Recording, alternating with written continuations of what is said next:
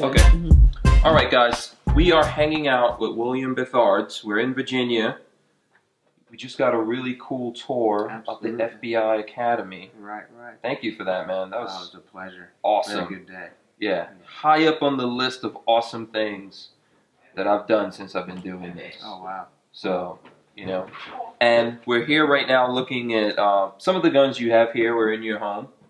So just some of the stuff you have here, right? Well, as most of the people that know me and that compete with me and friends and fans know that, you know, I consider myself a precision shooter. Right. And it doesn't matter whether I'm shooting a bow or shooting a rifle or shooting a pistol. I like to say that most of my competition and my expertise lies in the precision or precision competition, whether it be international or conventional. And so what I have in front of you here are some of the tools of my trade, so to speak. Right. And you know, when I'm shooting, just some of the tools. Just some of the tools. We have a lot of high-speed, high-dollar stuff here, and some of these guns are built by some of the best gunsmiths on the planet, I'd like to say. So can we? I think it would be nice to go from here to here, right? Because this is real, super custom stuff that's built specifically for you in your hands. And as are the guns that you see these here as well. They're all built specifically for me, even right down to the recoil springs and grips and things of that nature. So what are we looking at? What's this we're looking at here? This is one of my newer 22 long rifles made by Pardini. It's a 22 long rifle. It's specifically made for bullseye. I'm happy to be shooting this for Pardini, and this is a 50 yard, 50 meter gun. Okay. And we shoot precision long range with in competition, in 3-gun competition. So I'll shoot this particular gun at the national championships this year, as well as throughout the year leading up to that as well. So I want to be, you know, pretty much tuned in. But this is probably the cat's meow of 22s. They range in just on the low underside of $3,000. Okay. So it has an aim point micro on the top of it, and I'm seeing a lot of aim points here. Really is that predominantly what optics you use when you're shooting? Predominantly, there's other ones out there. A lot of people seem to like the aim point. It allows them to do a multitude of things. For instance, if you look at this particular gun, for instance, it has a match ultra dot on there. And what is that we're looking at? And basically, what it is it's a red dot sight that allows you to, you know, be able to see or align your sights without actually having a rear sight or front sight. All you need to do is be able to hold the red dot in the center of your target. Hopefully that's where you're aiming. Right. And be able to apply all the fundamentals that you need to do at a long distance to make sure that that round goes down range unaided and hit where you would like it to hit. What's the distance on this? These are, I like to say these are 50 meter guns minimum. I mean, all of these guns that you see here, all these particular guns that you see here can hold definitely 1.5 inches or under at 50 yards. Right. Now, it looks like you've had this for a while. I mean, what is this? Actually, this is a newer gun. Oh, it is? Okay. I actually haven't used it, and it's just a two-tone type bluing. Oh, okay. So sometimes when you have the armors make it, I like it to, you know, look a little bit of two-tone, give it a little bit different look. Oh, I see. And what is it? This is a 45 caliber, what we call a wad cutter gun. Wad cutter. It shoots a 45 caliber bullet, and it's just precision all wound up into one particular gun. It has a match barrel, match bullet, or match barrel bushing. It has match trigger. The slide and upper and lower receiver are mated, you know, to the closest tolerances as it possibly can be, as far as for something being hand fitted and put together by an armorer. All the inners and stuff like that are very fine-tuned and polished to the point where you know, I have a 4-pound trigger press on there, and you can just feel this trigger and so now, see. is this a specific make? It actually has an Essex slide and receiver on that particular gun, so it has both. Wow. Yeah. Okay. And so that. Oh yeah, that's nice. That's a nice trigger. It's a clean break. And most of my guns, when I set them up with a 45, okay, will have a long roll with a fast break. So this is not a specific make from any specific company. No, this is one that for you. It's built for me. Armor puts it together, mm-hmm. and it's just built for me. But this, like I said, it's a Essex slide and receiver. Okay, very nice. And it's all custom and hand. And I see you've got a Cabot guns right here. Right, and I have one of the Cabot guns, one of my sponsors for shooting bullseye, and we all know about Cabot guns. It's the the finest 45 caliber gun made right now. As far what do as we call it? The Rolls Royce of 1911. It is the Rolls Royce of 1911. So, very nice. And they're all highly polished, highly developed, and they all have the clone technology. Wow, that is like, and you have to actually feel this action and feel and hear. Yeah. Can you feel and hear the difference in these two guns? This is how this one goes, and this gun holds 1 1/4 inch at 50. As a matter of fact, I just had them all tested just the other day. So is this the Cabot Guns Bullseye that we're looking at here? Is that what this is? That's the new Cabot Guns Bullseye. That's exactly right. I mean, the smoothness on that, it's like butter. It's like butter. Yeah, I mean, there's a huge difference. Right. It even sounds different. Yeah, the grittiness. Yeah. That is just so smooth. Everything is even the first time I picked up a Cabot, I consider myself a 1911 guy, and you handle enough guns. It's kind of like being a cop. You can, when someone drops a gun, your ears kind of tune into it. And the first time I ever held a Cabot gun in my hand and I let the slide go home, I instantly knew that there was something different about that gun. And I just basically had to find out what it was, and then let the truth be known. As I found out, it's all grinding precision grinding that they use to build the guns, and these guns are built off of clone technology, and the tolerances are to the millimeter and hundreds of millimeters, and they're just second to none, and the gun performs flawlessly. And I can tell you, and I can look you right into the eye.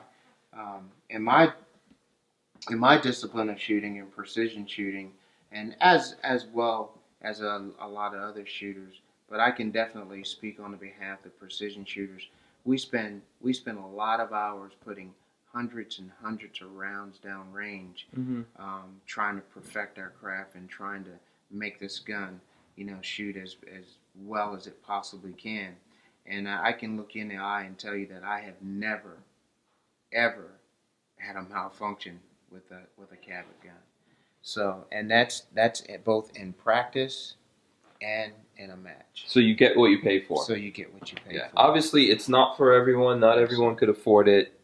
But if you can, and you're looking for the best that you can get, go with something like this. Yeah, when every second counts and every point counts and every match counts, and you're trying to maximize your abilities, and you're trying to build yourself around other shooters, and when you get to the top of the list, I always like to say that 1% of the shooters do 100% of the winning, and the guys that are at the top, they're not making mistakes, their guns are not malfunctioning, they're shooting the best ammunition. And if you want to play with the big boys, you gotta come big or stay at home, so to speak. So you have to be able to have something that's going to be able to perform either above or right at your abilities. Yeah. And that's where you have to be. It's like with cars. So if you're going to race cars, if you're just going to drive your car to work every day, you're probably going to drive a certain kind of car. Right. And if you're going to race cars, you want the best machine that you could possibly get to race with, because you want to win. That's exactly if you're right. racing. So and all the tolerances have to be there. So under the circumstances of you competing, that's what you compete with. Right. This is you're looking at. These are the guns you compete with. These are the actual guns that I'm out on the line with. I see you have this is blood, sweat, and tears. What's this we're looking at here? Model 41. This is a Smith & Wesson Model 41. Sometimes when I want to use a heavier gun just to train, to get the lifts and the reps and stuff like that, you need a little bit of heavier, beefier gun. Yeah. And so it allows my muscles to get into that range to where I'm building and gaining that muscle memory, and I'm strengthening myself at the same time. So when you're holding a lighter gun out there, when I get to a lighter gun, now I'm bigger, stronger, and the muscle fatigue doesn't set in nearly as quick, and I can really get some good training and some good reps in there. Okay. It's just like kind of like a baseball player. He puts a bat weight on the end of his bat, and he does this workout, and he swings out, and then he puts that, and then when he takes that weight off there, that bat feels nice and light. Yeah. He's worked out the muscles. He's stretched himself a little bit. It's the same thing with guns. A lot of people, running with weights and all that kind of stuff. And a lot of people will compete with this gun. But like I said, once again, you can probably do very, very well with this gun, and a lot of shooters do, and a lot of shooters have won a lot of national champions with. It takes a lot of hard work and things of that nature. But if there's a better gun out there, a lighter gun that shoots just as well, and you can get your hands on it, and you can get your hands on it, why not go with that? Absolutely, I totally agree with that. Now I see we're getting into rarefied air over here, right? Right. Now what is this? I've never seen a gun that looks like this. Yes, this is these guns here are primarily used in international competition. Okay. This is a Russian TUSC, and it's used. You'll see a lot of people in the Olympics on the U.S. shooting teams. Oh, okay. They'll use a TUSC, Russian TUSC. The flip side. They'll use Hammerleys. They'll use Pardinis. There's lots and lots of different types of free pistols, as we call them, as they're dubbed, and they're just super accurate guns. I mean, 10 shots at 50 meters, the size of a dime, all day long. This gun, even smaller. Would that be good for squirrel hunting? Very good for squirrel hunting. Taking out all the squirrels in my yard. Oh yeah. They won't even see what's coming at them. I'm telling you, it shoots a .22 long rifle. And then this gun is just basically, it's 50 years before its time. It's a Russian-made. So what year would this? What year are we looking at here? This particular gun, when I picked it up, I looked at the information. Because this is the case and everything. Yeah, this is the case. Right? So. And I actually would probably back in the day, verify to you what actual year this one was. No, that's good. I mean, I'm sure people. But look at this case itself. This is how you know this is old school. But you can get these guns in virtually. I mean, a gun that was built 10 years after this one would look exactly the same. Yeah. They never changed the design, just small characteristics. And it came with different grips, apparently. It looks like, or different configurations. That you can see all the memorabilia stuff on there had on the U.S. shooting They really don't build it like this that. anymore. No, they really the case was actually built for the gun. So yeah, that's beautiful stuff. And then I see you have an air gun here, right? Yeah, and this is also for international competition as well. And this is a Hammerley 480. And it's a compressed air cylinder here that it feeds the reservoir that actually fires a 177 custom designed pellet for this. So there you go. I mean, that's a quick rundown of just some of the tools of the trade that you have here. Now, one of the things I wanted to ask you, William, and I think you told me that you get a lot of people asking you this question. This is what you use to compete. What do you actually carry? I like to carry a 40 caliber. I carry Glocks. These guns are great for competition. Matter of fact, they're the best. There's nothing better as far as I'm concerned. And with these guns, I do a lot of winning, as well as the Cabot team. So, but when I carry a gun, I carry a Glock 23 or Glock 17 or something like that. And those guns are really reliable. I always say that you need to carry a gun that's going to fit the purpose and what you're going to be utilizing for, as well as the ammunition that goes inside of it. Right. So all those things are a big factor, and I like striker fire weapon systems. I like SDs and things of that nature as well. Yeah, I like to carry those guns. They're very reliable, and I carry them for the simple fact that if myself or someone that I love is put in a situation to where I have to defend myself or my family or someone else, those guns are very reliable. Yeah. And that's the best tool for that job. It's the best tool for that job. I feel that I'm very confident with those particular guns that they're going to function. They're not going to have a stoppage or a breakage in that point. Stopping the cycle of operation or whatever the case may be. That gun's it's gonna work and function as it was designed to do. And most of those guns are really good at doing that. So good to know. Any guns out there that you've seen that you're highly interested in, whether it's in the competition, new stuff coming out that gets your attention, whether it's competition or for actual, everyday use or in service? Any cool guns out there? Yeah, I mean, guns are like cars. And, some guys collect a lot of cars and some guys collect a lot of guns. And you're a car guy too. I'm a car guy too. Yeah. So I came through the garage. So. I like nice, sleek, sexy guns, to the point where, they have all these new 380s coming out and stuff like that. And I'm looking forward to testing out some of those guns. And I know H&K has a couple new guns coming out, 9mm.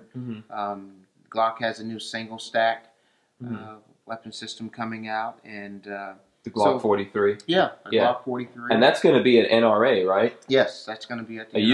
You're going to be at NRA this year? I will be at the NRA convention. So we'll be there also. Yeah. We'll try to stop by and visit with William and see what he thinks about the Glock 43. If you even get a chance during the show to check it out.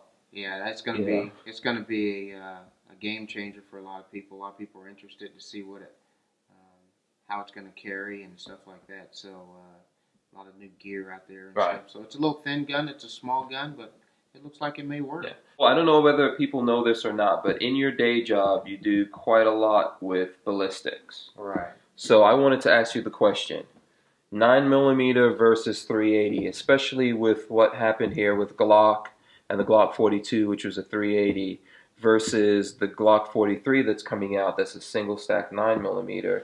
And a lot of guys, I think one of the things with Glock is that they put out the 380 version first because they knew if they put out the 9mm, no one would get the 380 version. 380. Yeah, so now there's a lot of guys with the 380 version. Where do you come down on that? Well, I mean, I think guns all have a specific use for a specific user for a specific job. If you want to carry a 380, it's just like some money in your pocket is better than none. Right. If you're going to carry and that's what you want to carry, and I just think it's more of a novelty type thing. Some people carry it for comfort. Right. But I said, a gun shouldn't have to be comfortable. It needs to be comforting, and that's the reason why you're carrying one. Okay. If you're walking around with a gun, so you're not necessarily carrying the gun for you to feel comfortable with it on you. That's why I carry a Glock 42 when I'm home because it's lightweight, and I feel like I don't have to have on a whole rig. Exactly. But that's not really what you're saying. That's not really why we're carrying the gun. That's not really why you're carrying it. I mean, because you could, if you really wanted to go lightweight, you might as well, learn how to take care of yourself with your hands, and then you can really go. Well, that's not why we carry. Yeah. But that's not why you're carrying. you feel that it, you know, like you said, if you have to use that particular weapon system, obviously your life is in danger, and so you want to be able to eliminate the threat or whatever situation you're in. And that weapon system may not get the job done for you. And so the guys that step up to a little bit larger caliber, 9mm, they're almost,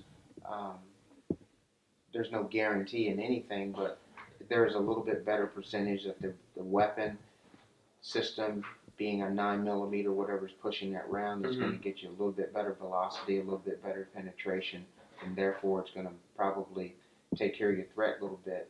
And the big thing is it's going to, you know, save your life. So that's what you want. So anyone who wants to know out there, definitely 9mm obviously is going to beat the 380 any day. Any day of the week. Yeah. It's going to be more effective. It's more effective. It's a lot more accurate round. You know, you're going to get a little bit better push off of it velocity-wise. And, you know, if that bullet happens to hit something, you know, you're still going to be able to get a little bit of that penetration as well. So, hopefully, you know, it's just you and whatever area, but if it hits something, if a person is behind or takes cover behind something, sometimes, you know, that 9mm, you know, it's almost barrier blind, so it can still penetrate your target. So for anyone out there who wants to know, basically, if you can go with 9mm, go with it. And even if you know, obviously now Glock's coming out with the 43, but there's other good options out there for single stack. You got the Shield. Absolutely. You know, Lola just got her hands on a Shield. I think that's a good choice. Absolutely. The XDS is another one. Yeah, there's a lot of guns out there. And like I said, the key is that, you know, if I'm going to compete and I want a good precision weapon system, I'm going to go with a 45. There's probably nothing out there on the planet that can be machined and customized to be more accurate than a 45. But a 45 may not be the way to go when it comes to, let's say, going around a corner or, you know, being in a very awkward shooting position. That gun may not function reliably for you. It may induce a malfunction just because of the weight and the way that the gun is designed, the weight of the trigger and all those things. So everything is user specific and job specific, you know, to what you want to do. Not to say that they're bad guns, because there may not be a bad gun, but you have to remember, you don't pull guns out of people, you pull bullets out of people.